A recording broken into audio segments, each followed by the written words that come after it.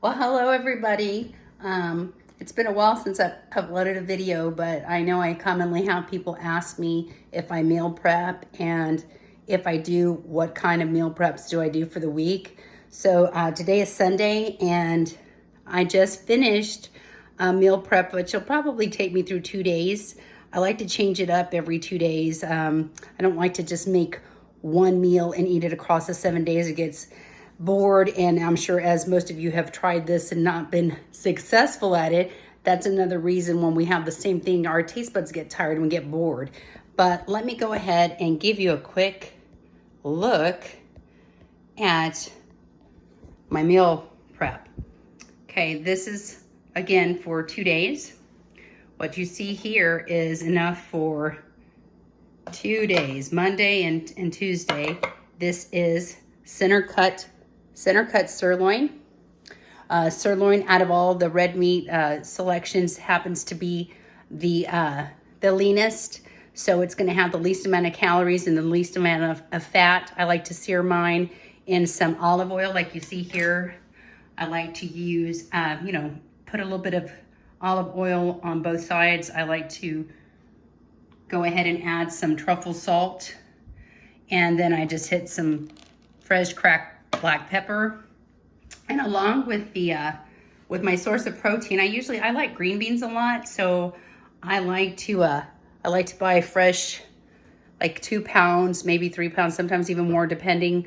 If I'm in the mood for the green beans, I'll usually buy at Costco's in bulk, the fresh ones. And I like to make like the Chinese version, the authentic ones from the restaurant that happen to be very, very easy to make. As you can see here, I've already eaten today, so I need to put the rest of them up in the next 2 days of meal prep.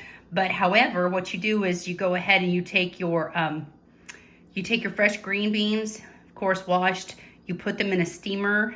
You steam them. I steam mine for about 6 minutes because I want them semi-cooked, mostly cooked, but still a little firm. So aside from that, you take fresh cloves of garlic, some fresh, as you can see here, ginger. I do mine on a microplane. I believe the actual recipe is like 2 cloves of garlic that are finely minced, 2 tablespoons of fresh grated ginger. So I do mine on a microplane. I believe it is also 1 tablespoon of mirin, and they say I think the recipe calls for 1 tablespoon of crushed red pepper. Really, that's basically to your liking. And of course, it does have a little bit of oil in it, cooking oil, because you do have to stir fry it. But I think it's like maybe a tablespoon that I put, maybe at max 2 tablespoons to like 2 pounds of green beans. But however, it takes less than 5 minutes to make.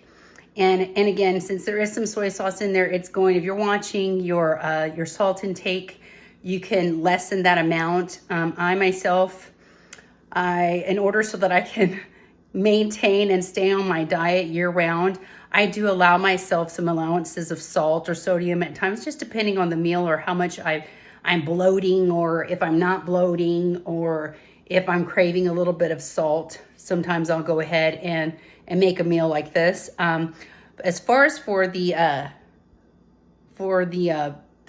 sirloin, I like to, like I said, I like to sear it on both sides. And again, I just use the truffle salt and some black pepper, and I'll sear it maybe, my liking is like, what is it?